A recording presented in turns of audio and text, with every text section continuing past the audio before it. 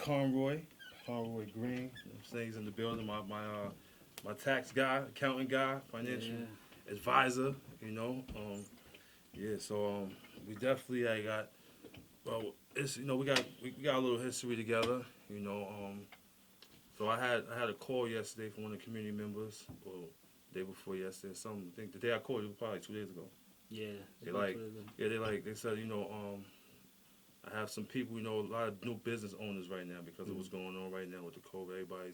Doing the, everybody's, everybody's turning into entrepreneurs now, which is a good thing. Empowering, job shutdowns, and now everybody's getting their own businesses. So Right. he asked me a question about, speaking to the people about how important it is to keep your books, keep your receipts when you're doing taxes, to Yeah. pretty much to be savvy. And I think that this is a big addition to the community solutions. This is a solution to the community Yeah, solutions. it's a big part of it. Right, Yeah. right. Yeah, So definitely, man. yeah, so like I said, I just want you to elaborate with the people of how you started with the accounting. That's your accounting. How Yep. long you've been doing it for, Yep. and things of that nature. Just an introduction. Yeah, definitely, man. So, like you said, my name is Conroy Green. I'm the owner and operator of Sea Green Financials, which is a multi-service accounting company that I started back in 2014. I've been in the accounting field for actually about 10 years now. I started after graduating college while I was working on my master's degree in accounting. I started as an intern with a gentleman in New York City who had his own tax preparation business. Okay. That was probably about 2011. He started to show me, the tax side of accounting and, how important that is for not only individuals, but, entrepreneurs and small business owners, especially, being in New York City. One of the things I learned is that you got a lot of hustlers down there in New York, you know what I mean? And so there's a lot of individuals who are starting grassroots companies coming from the bottom and, working their way up. And they need that service, and they need somebody who they can connect with, who's going to understand, Right. who's going to understand them. So they don't want to, they look for someone like them. Right. And that's where people like myself and Ivan, who could represent the community, come in. That's why we're valuable when it comes to tax preparation. Absolutely. And that's what he showed me. He showed me what I can do, the void that I can fill in, and how I can, make a difference for people, in that way. So it motivated me. Like, this is something that I can do, and I can see the impact that I'm going to have. So that's kind of what, that's what got me started, man. And I just kind of, I took it from there. I went under his leadership, and followed his advice, and just continued to educate myself and learn through experience. By 2014, he advised me and encouraged me to start my own practice. After working with him for a couple of years. Okay. So I went and I did that, and I just hit the ground rolling. And like you say, every day is a learning experience. Right? Every day. So I know you pretty much. That's 5 minutes. All right, good. All right. So another thing was pretty much so you started off. You went to college for accounting. Yep. Okay. So you like math. You was into math and everything. Yeah. You want to know the crazy thing? I never really liked math. I didn't like math. I liked the challenge, but I didn't actually like math. Right. But what kept me doing it is the challenge of not understanding it. So it didn't come so easy to me, and that's the reason why I didn't really enjoy it. I'm not gonna say I didn't like it. Right. But the challenge of overcoming that is what kept me with it, and that's how I kind of led myself in that direction. But in school, I first started out at Stonebrook University, and I got a bachelor's degree in economics and business. And from there, I went on and pursued my master's degree in accounting. Because, like I said, once I started working with Ivan, I realized that was something that that part of business is what really interests me. Mm. So I decided to pursue that. I didn't want to go and just get an MBA like most people at the time, especially when I graduated in 2009. That was like the thing to do. But I didn't want to just, fit in the same box as everybody else. And I got an opportunity which showed me that, that's, like I said, that was where I could really fill a void. So, that's what I did. So what's the live is off, right? Mhm. Okay, so what's the what were your toughest challenges with the accounting? You mean, just general. starting my own practice Yeah. and things like that? I would say the biggest challenge for me was understanding the things that they don't teach you in school. The things that they don't prepare you for.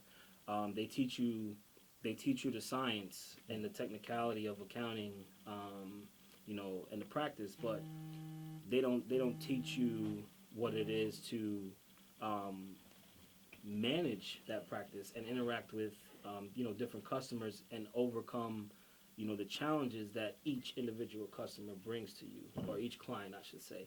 So for me, the challenges was just kind of learning my clients and figuring out the best way to educate them, because everyone understands things differently. Right. And I had to get away from trying to explain things like my professors explained it to me, and really understand my clients and who I was serving, and what it is that they needed to really understand the information that was necessary for them to be productive in their business.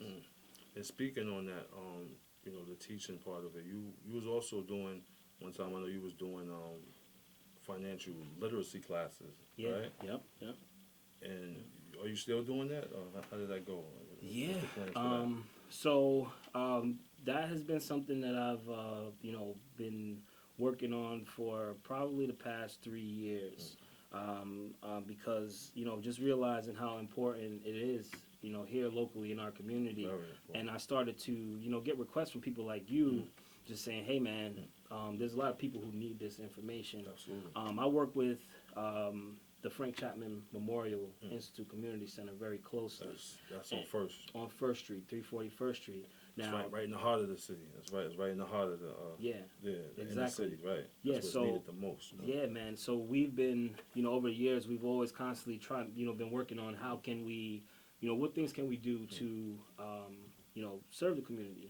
And for me, I knew the best thing that I could do was provide that information to people. So we started setting up seminars, there, and inviting people there to, listen to me speak and get questions answered and understand things. Was those free courses? Oh yeah, it was nice. Absolutely free. We invited the Paying community. for it.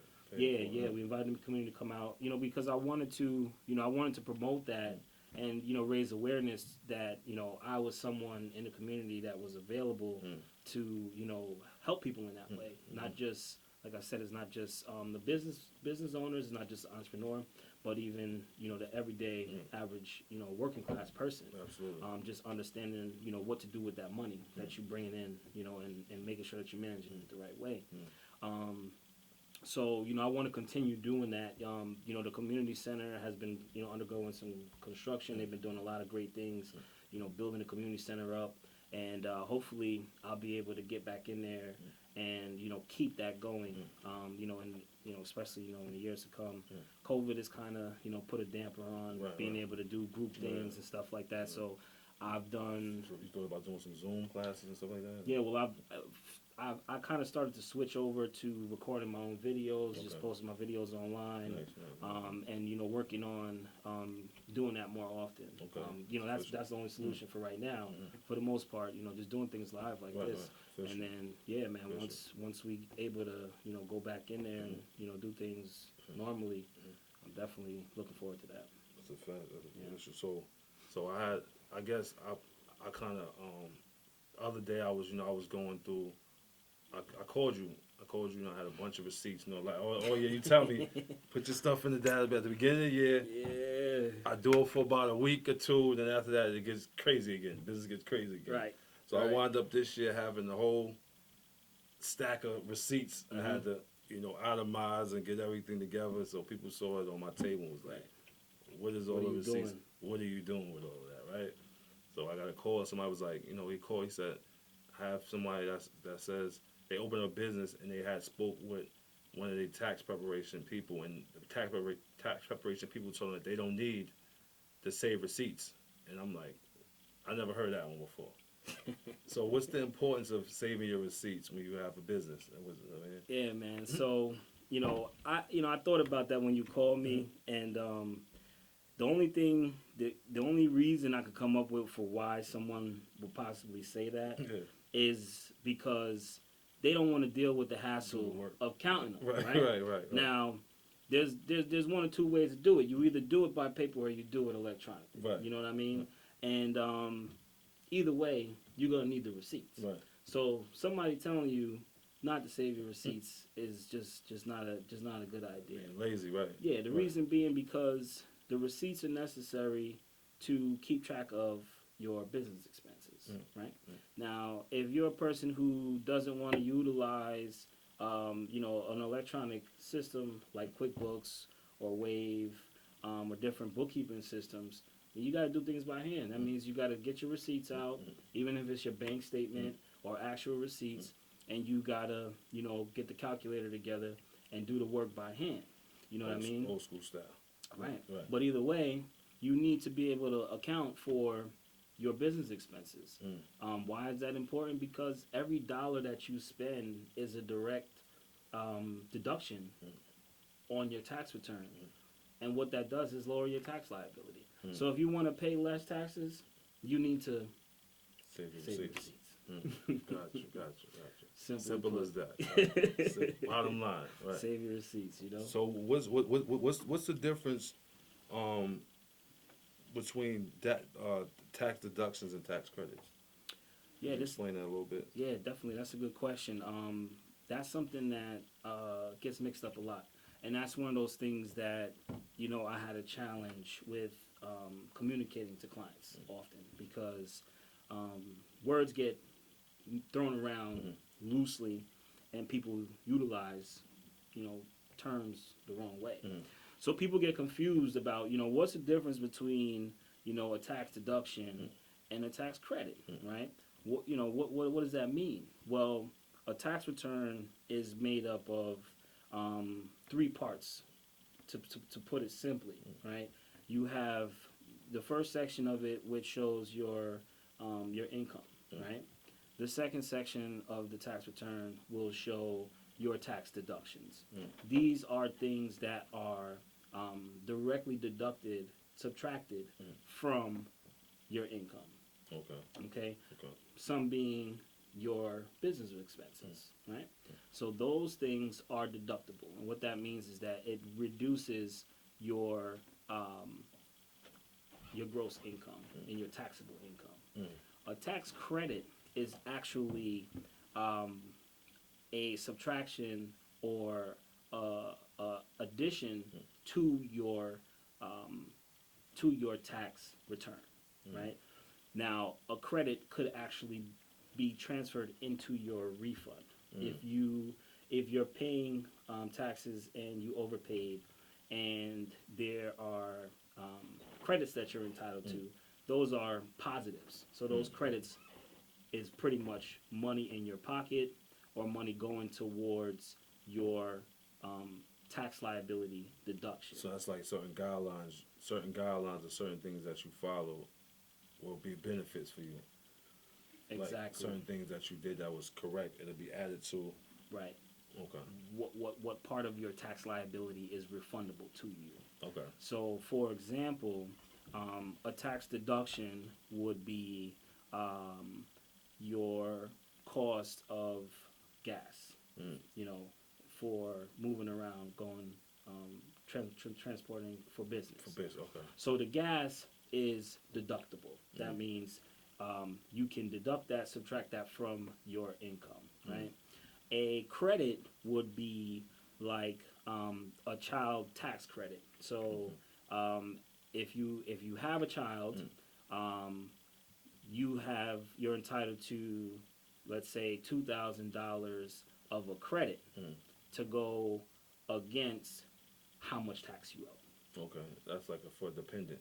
Exactly. Okay. Now, if those credits exceed your tax liability and it's a refundable credit, that can go into your pocket as a refund. The deduction can't. So let's say you made, let's make it small, $10,000 in your business, right?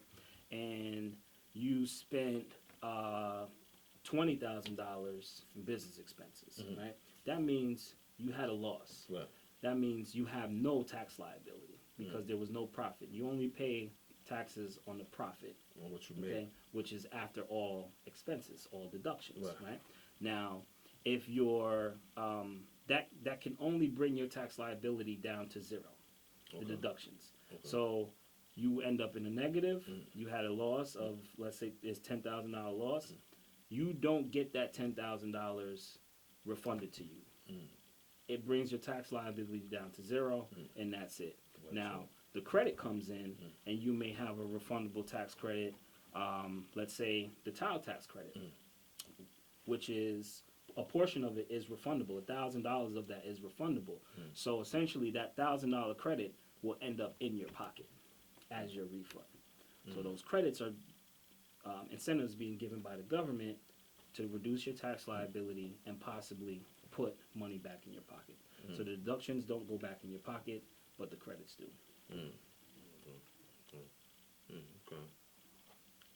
So pretty much with a car, if I buy a car for my business and write that off, would that be a deduction?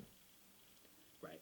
Okay. Exactly. Okay, So that expense for that car will go towards reducing your total taxable income.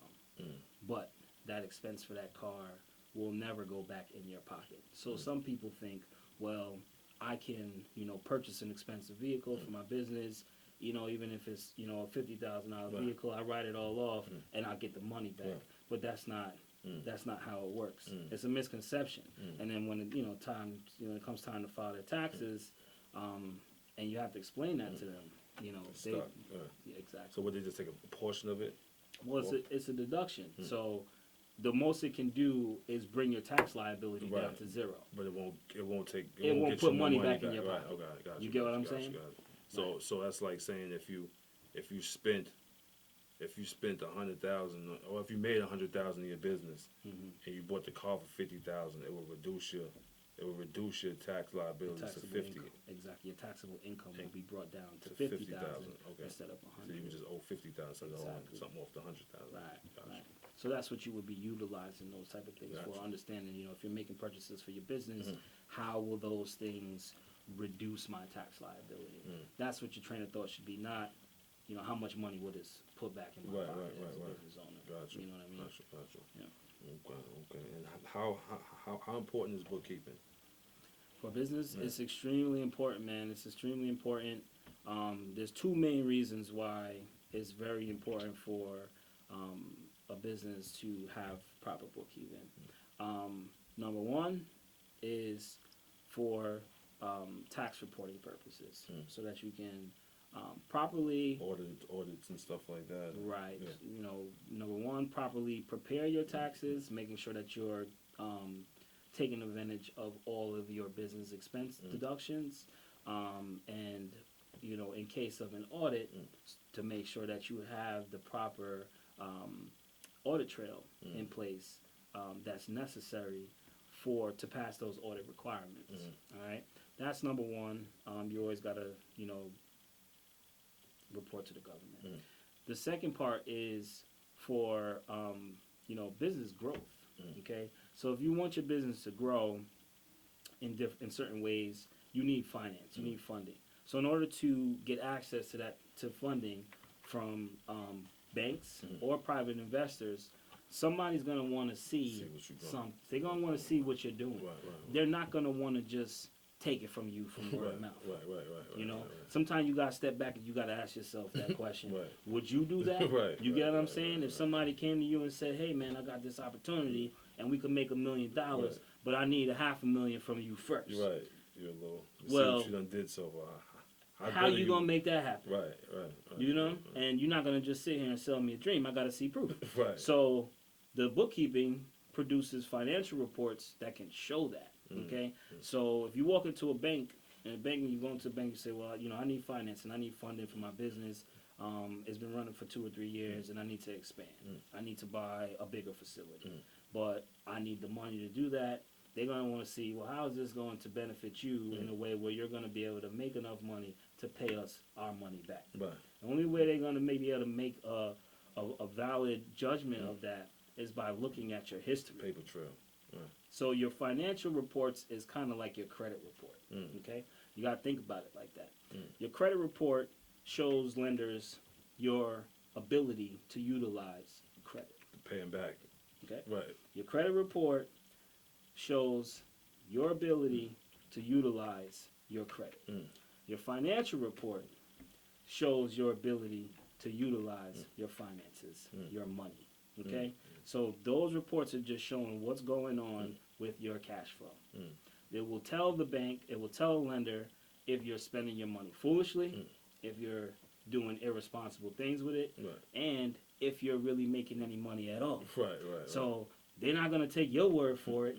You got to be able to show that on paper. You know what I'm saying? So in certain ways, like I know sometimes you may get back less in taxes when you're doing your tax returns, right? Just to get the quick cash back. Sometimes people do, but is it better to show a loss or to show that your business is a gain for getting bank favoritism? Right. Excellent question, man. That is that's a problem for a lot of business owners. It's a tough decision for them to make. Right. And what I always tell people is think with the mindset of your business growing. Don't think of the mindset of your business just surviving and getting by, right? Think of your business as thriving, not just surviving. So if you have the mindset of, I just want to do this so that, I want to have my business set a certain way where, I'm just getting by.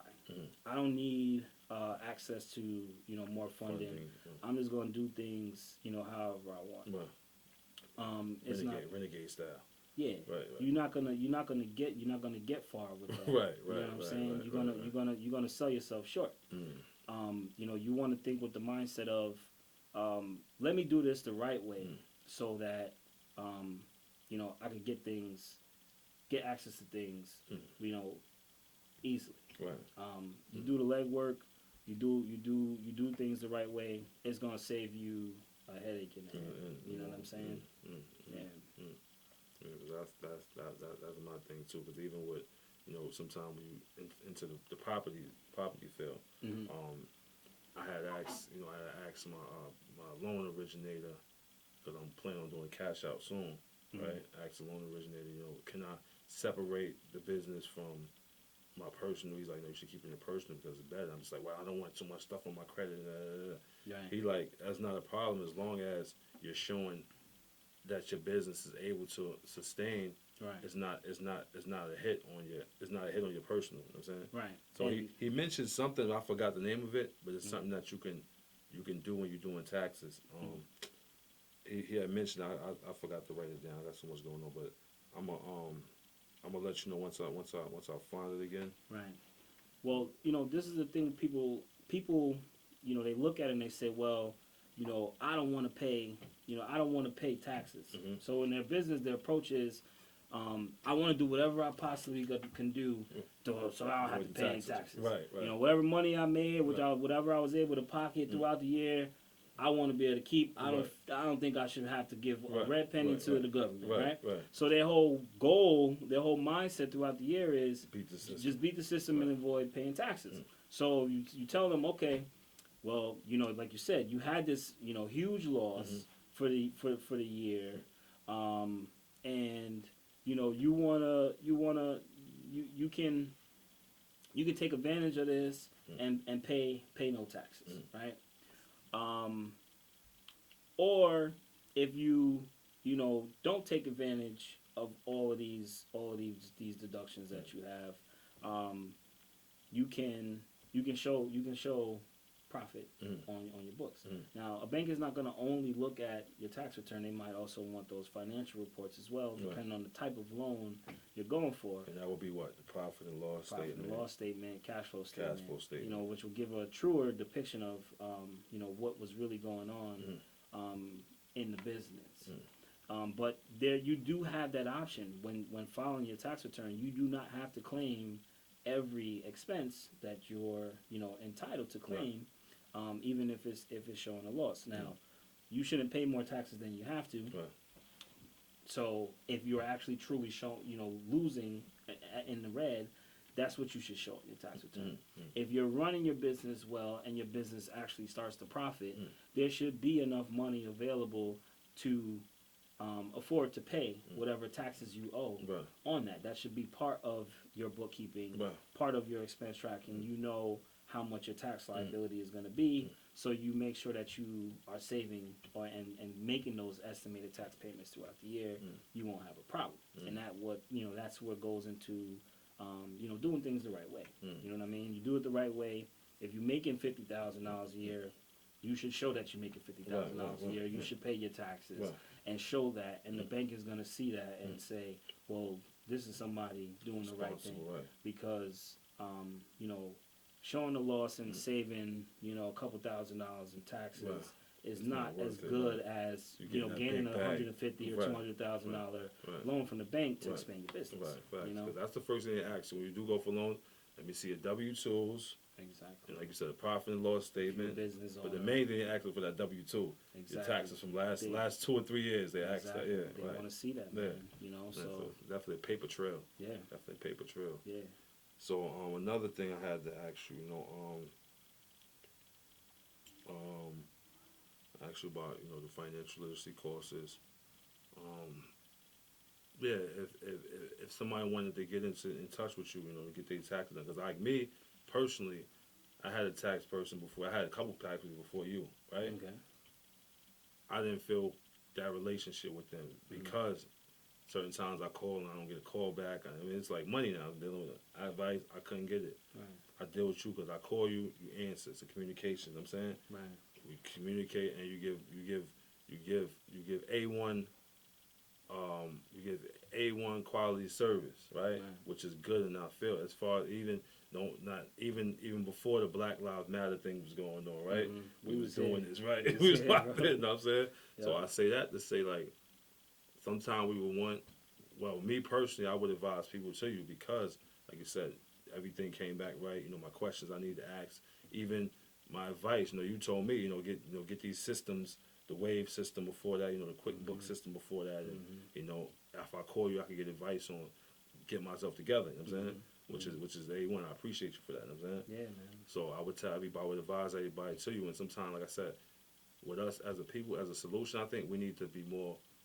We need to take care of each other more, right? Yeah. We need to be more accountable for. We need to be more professional, like, you know, like you said, so you suited up. You know what I'm saying? You didn't have to put you suited up and came through, you know, official, like, so it's like sometimes we look at each other like, well, it's a brother now, like, A1 service. We teach each other A1 service, and that's what I definitely appreciate. Because the last pack people I had, it was just like, I do your taxes. It was like on your time, like I get to you. You know what I'm saying? I seen that. It was aggravating. I'm just like, come on, like. I see that a lot, bro. Yeah. I see that a lot, and you know, that's something that I witnessed. You know, coming up, you know, just starting my business.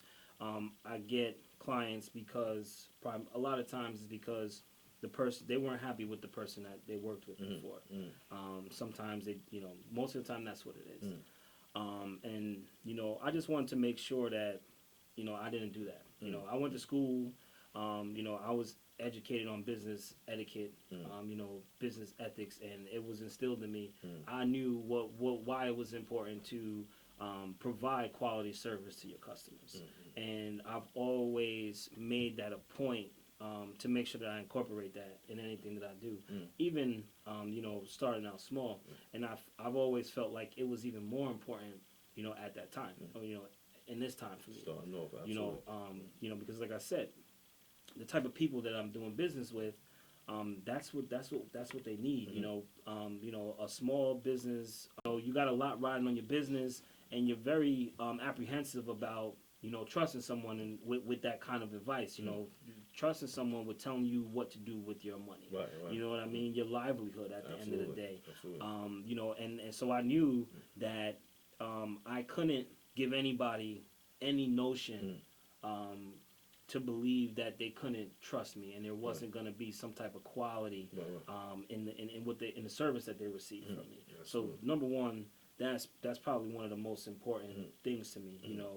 The reputation that I have and the experience that I provide to my clients such as you is important. I make myself readily available. I give my main line, my contact number. My contact number is posted on Facebook, on my business website. I have a business website. I have a dedicated phone line. I have fax. I have email. And, I have designated business hours, 5 to 9 p.m., Monday through Friday. I'm even available to, schedule calls with my clients on the weekend if necessary. So, I try my best to, make myself available. I appreciate it. So if you could let the people know where they can reach you at, if they do need to reach you. Yeah, absolutely. So if you want to get contact with me, simply visit cgreenfinancials.com. That's www.cgreenfinancials.com. FINANCIALS. You can also find me on Facebook by searching my name, Conroy Green, and my business page on Facebook is facebook.com/cgreenfinancials100. You gonna have the information on the bottom, so I always want to say that. Yeah. The bottom, so when they pull up. Yeah, definitely. Yeah. But yeah, visit my website. My business contact information is there. You can schedule a consultation with me there. You can send me a message just to get your questions out there answered. You can also text the number that's available on my website and get answers to your questions that way as well. So yeah, like I said, I definitely appreciate you coming through. Community solutions, and if you had one thing that you wanted people to stick with as far as the community solution, what would that advice be to get to the people to take with them? And I would say always stay open-minded. Always, walk with the idea that every day there's something new for you to learn to make you better. And I think if you wake up every day with that kind of mindset, you'll receive all those blessings that you're searching for or that you need in your life. As far as a community member, as a person living in this world, to grow, to develop, and and see the things that you want out of life. You just walk through each day with an open mindset. That's it, man. Appreciate that, brother. Appreciate that. So yeah, you know what it is. Listen, they got Wall Street, we got all streets. Make sure you holler at us, all right? We'll be doing a day in the life soon too, so stay tuned in. Yes, sir.